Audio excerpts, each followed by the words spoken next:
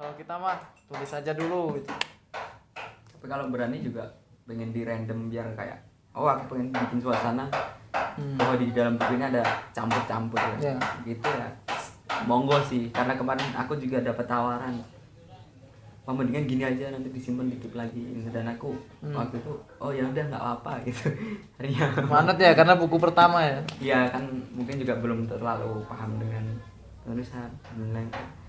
Karena kemarin ya hampir semuanya hampir aku garap sendiri sih, dari cover, dari apa namanya, layout.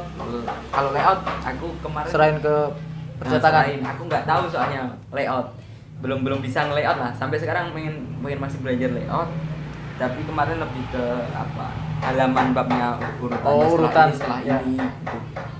Udah aku tata urut. Jadi menurutku kemarin penerbit cuma hanya sekedar layout sih, itu aja. Sama pengantarnya pun aku itu ada pengantar dari kakekku sendiri. Nah ini yang keren, Pengantar dari kakekku sendiri. pengantar dari kakek. Ya aku pengen apa ya, kakekku ini udah tua, gimana caranya aku bisa menghidupkan beliau lebih lama gitu. dengan cara aku suruh bikin ini pengantar dari kakekku. Tapi nggak tahu sih masalah umur, mungkin juga aku bisa mati lebih dulu atau apa. Yang penting ini aku pengen melibatkan kakekku sih dulu, soalnya aku pernah tanya tentang puisi kan.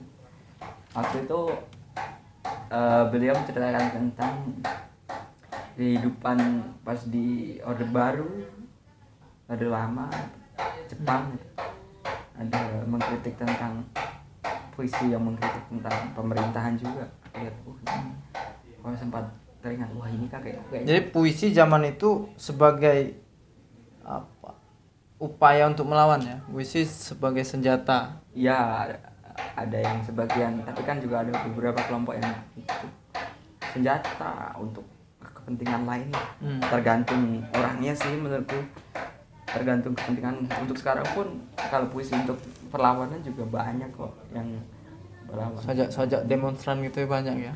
Cuman untuk lebih sukanya sih aku lebih apa ya, yang lebih halus. Aku mencoba yang lebih halus untuk menyerang hal itu, yang nggak terlalu gamblang gitu.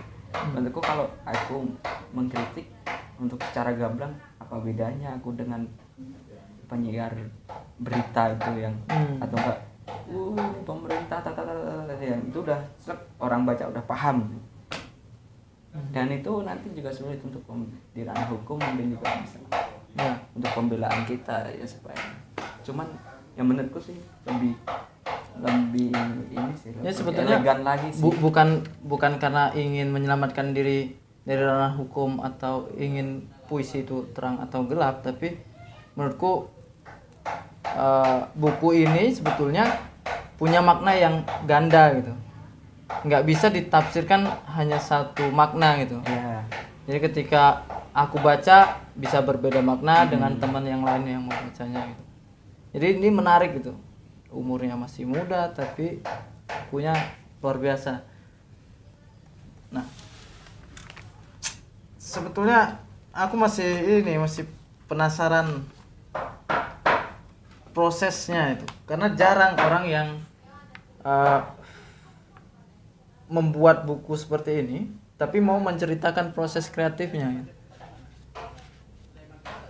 Gimana tuh? Kalau aku sih nggak ada yang aku tutupin dalam kehidupanku gitu. Ya apa yang aku lalui aku share aja. Buat apa sih nyimpen mungkin hal yang bermanfaat atau nyimpen hal yang bagus itu. Kalau misal masalah link rezeki kan bakalan datang dengan sendirinya kan. Mungkin dengan kita berbagi dengan kawan, ya justru itulah pintu rezeki kita kan. Seperti itu kan. Justru karena ada, aku sempat juga kemarin menyindir tentang apa ya, kompetisi. Aku gak suka dengan kompetisi, lebih baik bekerja sama. Jadi nggak ada aku pikir kompetisi itu. Sampai kemarin kan kalau di dunia kopi kan udah kompetisi nggak sehat. Ya mungkin ada orang yang mengira aku berkompetisi di situ, cuma kompetitor. Makanya aku juga kemarin waktu ada acara debat di kampus kan, aku pun kritik apa sih debat, kepentingan apa, kenapa kita nggak berdiskusi. Kenapa debat sampai dilombakan? Ya oke lah, bagus dengan perspektif, tapi aku melihat sisi di mana seorang itu bisa membela kesalahan yang tidak diinginkannya dibela karena kompetisi tersebut. Ilmu kok diperlombakan gitu ya? Iya, sama ini bang. Ilmu dipertandingkan. Kalau di debat kan ada 2 topik tuh pasti. Ada 2 topik. Nah, topik ini acak. Aku sama kamu nggak tahu. Nah, ketika kamu mendapatkan topik yang tidak sesuai di dalam perlombaan kan tetap harus kamu bela, ya enggak? Tapi kan nggak sesuai nurani dengan nggak sesuai. Ya itu yang ya kita udah salah. Ngapain kita bela karena kita ingin juara gitu kan? Aneh kan? Nah, aku sempat juga itu berdialog dengan yang ngadain acara gitu. Maksudku itu dampak sosial yang lebih jauh gitu loh, bukan dampak kamu kritis bisa melihat sisi positif dalam negatif, itu sih is okay. Cuman takutku di mana culture seperti itu akan berlanjut di kehidupan sehari-hari. Ya kemarin aku juga lucu dengan anak-anak yang beberapa ikut organisasi itu menganggap orang yang nggak ikut organisasi itu orang yang bodoh. Makanya aku sampai sekarang malu dengan apa yang dikatakan organisasi itu lebih ke underground, walaupun banyak sekali organisasi yang mungkin bagus gitu, tapi aku yang personal itu nggak suka itu di mana ketika saya mengikuti ini saya lebih unggul daripada Anda gitu. Menurutku ketika kita menganggap diri kita lebih unggul daripada Anda dari orang yang lain, itulah adalah sebuah kebodohan. Artinya orang yang pandai dan yang pintar itu nggak ada untuk melihat aku lebih daripada ketika udah ada aku lebih dari kalian. Itu menurutku adalah sebuah kebodohan yang dimunculkan. Jadi nggak jadi pintar lagi kan. Kayak ini Avandi waktu itu pengen dapat gelar humanis apa ya, dan Nobel atau apa itu lupa aku kan. Ya lihat di YouTube istrinya bilang gitu, Bapak Avandi nggak mau dapat gelar itu. Kalau terus Bapak Avandi bilang kalau saya dapat gelar humanis berarti saya humanis yang gagal. Iya kan? Ya. Berarti kan udah woi gila kan sampai kayak gitu. Apalagi hanya sekedar Avandi kita pelukis tuh. apalagi sekedar kayak kita sering berdiskusi menganggap rakyat bodoh, menganggap orang ini bodoh. Cuma ya itu sih yang konsep terjun ya. ke masyarakat itu sebetulnya udah salah juga ya. Iya. Soalnya kita di atas dan masyarakat di bawah. Iya gitu. Padahal kita masih miskin, masih butuh banyak ilmu. Makan aja belum bisa, cari makan sendiri gitu. Maksudnya banyak yang masih ngandalin fasilitas dari orang tua, tapi kok menganggap orang tua yang lainnya lebih bodoh daripada kita, atau menganggap orang yang nggak aktif, nggak jadi aktivis itu kita anggap bodoh, kita anggap apatis. Kan banyak sekarang kayak gitu bang. Kayak bukan gitu intelektual organik gitu ya. Yang menurutku yang janganlah sampai kayak gitu. Kemarin juga sampai lihat kan status anjir kalau nggak tahu tentang Omnibus Law nanti bisa tanya-tanya di saya ya anjir apa ini di share di grup gitu loh. Dan itu memang dari salah satu organisasi sampai kayak berpikiran seperti itu dan menyerang yang lainnya. Kenapa kita nggak saling membantu gitu dengan yang menurutku ya dengan puisi kita belajar berani dan bisa rendah hati sih harusnya gitu. Memang aku kemarin juga sempat ngobrol sama dosen gitu, dia seorang dosen sastra yang tapi kebetulan ngajar di bahasa Inggris, dan aku ngomong kalau punya sebuah karya ngobrol gitu, terus malah ibu apa sastra itu ya olah rasa sih sebetulnya, kepekaan rasa kita. Ketika sama hanya seni, ketika kita nggak bisa menghargai orang lain, ya apa guna kamu berkesenian gitu kan. Kayak kemarin ada ini, sampai ada orang yang bilang gini, itu malah aku jancok banget. Dia bilang gini, ada seseorang si A dan si B, yang si B ini punya rencana nih nanti bukan si B yang lagi bikin sampai kan? Bukan, ini cuman A dan B gitu. Iya. Itu yang si B itu pengen bikin sebuah konsep acara gitu. Sebuah konsep acara yang megah. Terus si A ini dia merasa lebih tahu daripada si B. Ngomong, kamu tahu tentang apa soal seni gitu loh. Ketika kamu lebih tahu tentang seni, ya nggak ngomong gitu. Kalau kamu tahu banget tentang seni, harusnya kamu menghargain dong gitu. Karena menurutku ya banyak seni yang kontemporer, gambar yang ini, dan kita bisa ini mungkin genrenya seperti ini, genrenya seperti ini, dan kita menghargai itu kan. Itu pilihan. Jadi nggak ada yang jelek dan yang bagus kan. Jadi ya kita harus senetral mungkin kan di Yonasi seperti itu, sampai mengatakan kamu tahu tentang apa gitu loh. Ketika dia ngomong kamu tahu tentang apa, justru kamu itu nggak tahu apa-apa karena nggak tahu maknanya. Ya sebenarnya yang harus memposisikan kita di dalam zona netral ini kan. Kayak gitu bang. Ya, kalau di luar ada suara berisik itu sedang Yang bikin sape. sape. Teman-teman memang produktif walaupun kita disuruh tetap di rumah gitu. Dalam beberapa bulan ke depan kita tetap produktif. Ya, kita menulis puisi, membuat karya seni lukis, membuat sape, buat hal-hal yang bisa menghibur. Sebetulnya itu aja tujuannya, menghibur diri. Iya. Karena menghibur masyarakat yang tertindas oleh rezim, kita masih belum mampu gitu. Kita nggak cukup kuat untuk melawan sistem. Jadi ya hal-hal kecil inilah yang kita buat, kita persembahkan, semoga bermanfaat. Tapi corona ini, ngomong tentang corona ini, ya ada sisi positifnya sih. Dimana kita diisolasi, ya mau nggak mau kan kita harus mengerjakan sesuatu yang kreatif kan. Dengan itu harusnya kawan-kawan ini kan terlepas dari kehidupan yang biasanya, terlepas dari kehidupan kuliah, sekolah, kerja dan yang lainnya kan banyak yang disuruh di rumah. Nah, ketika di rumah itu menurutku banyak waktu yang harus digunakan untuk produktif kan. Seperti apa? Entah baca, kegiatan-kegiatan yang kreatif, kayak kemarin sempat baca ini lupa namanya. Aduh, Anjing. nanti kalau ingat kita tulis di komen saja. Nggak, itu gini bang, dia jadi ketika itu dia di penjara gitu. Dia di penjara kan.